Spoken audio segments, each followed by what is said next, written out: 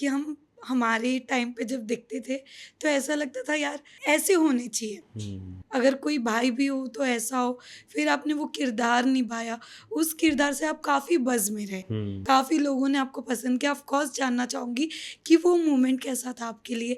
जब आप बाहर निकलते थे तो लोग आपके नाम से आपको पहचानते थे या लोग आपको लक्ष्मण के ही नाम से पुकारते थे? इसके बारे में जानना चाहेंगे।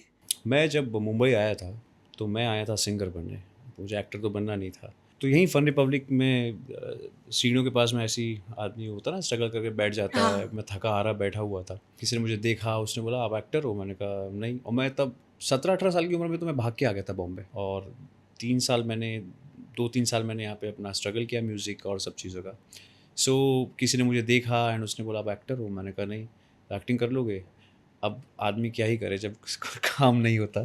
सो मैंने कहा, हाँ, कर लूँगा। तो उसने बोला, ठीक है, काम करो, आप सागर आर्ट चले जाओ, सागर आर्ट एक बहुत बड़ा शो बना रहा है। बताया नहीं था कि क्या शो आ रहा है, बिकॉज़ नया चैनल लॉन्च हो रहा था, तो सब कुछ बहुत सीक्रेट था। मैंने ऐसा एटीट्यूड दिखाया कि यार मैं बहुत बिज़ी हूँ, क्योंकि मुझे खुद कॉन्फिडेंस नहीं था उतना कि मैं एक्ट कर पाऊँगा या नहीं। तो मैं कहा 2 दिन बाद जाऊँगा, 4 दिन बाद जाऊँगा, ऐसे मुझे बहुत कॉल आने लगे, बट मैं जाता नहीं था। बट सडनली मेरे को एक दिन लगा कि चल दिखा देता हूँ इनको जाके, भाई मुझे एक्टिंग वैक्टिंग कुछ नहीं आती है। सो मैं वहाँ गया, उन्होंने स्क्रिप्ट दिया, मैंने स्क्रिप्ट पढ़ा, उसमें कहीं नहीं लिखा था कि लक्ष्मण है, बस एक किरदार था और मैं जाकर कर आया। 2 दिन बाद रात को 11:30 बजे कॉल आया, आप शॉर्टलिस्टेड हो गए हो, फिर वहाँ गया, फिर वहाँ से दूसरा एक किया, फिर एक मॉक शूट हुआ, फिर ऐसे करते-करते मैं लक्ष्मण बन गया। सो जिस दिन मुझे पहली बार पता चला कि मैं रामायण का लक्ष्मण बन रहा हूँ, तो खुशी तो हुई, बट थोड़ा-सा एक खुद पे थोड़ा-सा डाउट भी हुआ, क्योंकि सागर आर्ट जो हम बच्चे थे तब देखते थे, रामायण डीडी पे आती थी, वही लोग बना रहे हैं रामायण, और लक्ष्मण अपने आप में एक बहुत बड़ा किरदार है। तो वो मैं निभा पाऊँगा या नहीं निभा पाऊँगा, तो उस चीज़ का लिए मैं बहुत नर्वस था। एक्साइटमेंट थोड़ी कम थी, नर्वसनेस थोड़ी-सी ज़्यादा थी। बट जब मुझे याद है मैंने कॉन्ट्रैक्ट साइन किया, तो ऑफ़ कोर्स वो आपका एक इमोशनल पल होता है, खुशी के आँसू आ गए, एंड फिर उस पे मेहनत करी। मेरे पास अच्छे जूते नहीं थे, तो मैं चप्पल में ही रनिंग करता था, बिकॉज़ उसमें बेयर बॉडी रहना होता था, बिकॉज़ थोड़ा-सा हुँ। चीज़ें, लाइफ़ की स्ट्रगल थोड़ा-सा वैसा रहा था। तो फिर वो उसके लिए मैंने तैयारी शुरू करी, सेट पे गया, सेट पे पहुँचा। मेरा मुझे आज तक याद है कि मेरी एक लाइन थी, जो मेरी लाइफ़ की एज़ एन एक्टर सबसे पहला डायलॉग था, "देखो माँ शत्रुघ्न ने फिर से मेरी खीर खा ली।" ये लाइन मैंने 4 दिन याद करता रहा। क्योंकि मुझे पता था वहाँ जितने भी एक्टर बैठे सब मज़े कलाकार हैं, और मैं एक नया आया हूँ, मैं कर पाऊँगा, नहीं कर पाऊँगा, कैमरा फेस कर पाऊँगा, नहीं कर पाऊँगा।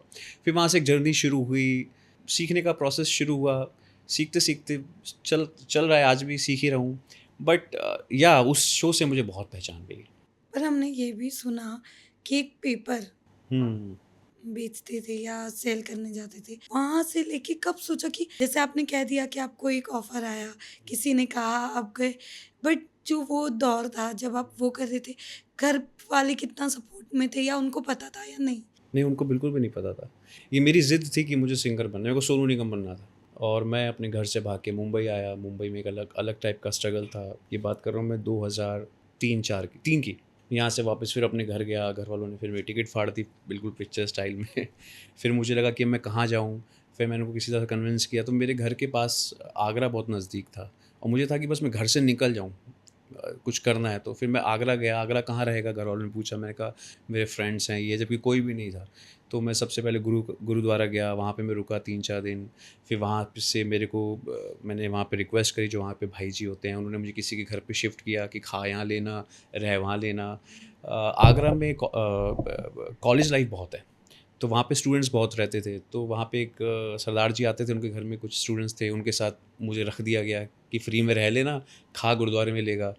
तो फिर ऐसा चलता रहा। अब गुरुद्वारा मेरे घर से बहुत दूर था जहाँ पे मैं रहता था। फिर मुझे लगा कि ऐसा कब तक चलेगा, और मुझे था कि अब मैं क्या करूँ?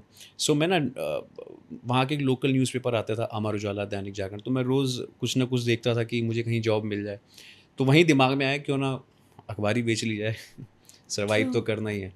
तो वहाँ से ये चीज़ माइंड में आई, फिर वो शुरू किया, फिर सीखा वो कैसे निकाल के फेंकते हैं। कुछ चीज़ें करी जो ऑफ़ कोर्स किसी को नहीं पता, घरवालों को भी नहीं पता, शायद अब पता चल जाएगा।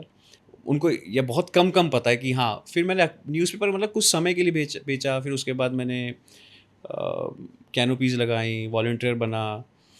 बहुत बहुत सारे काम किए वहाँ पे मैंने, जस्ट टू सर्वाइव। तो वो एक जर्नी रही जो पूरी 2004 मेरा पूरा उसी में गया। 2004 2005 मिड, उससे भी गया। फिर 3 सितंबर 2005 फिर मैं मुंबई आया था अगेन।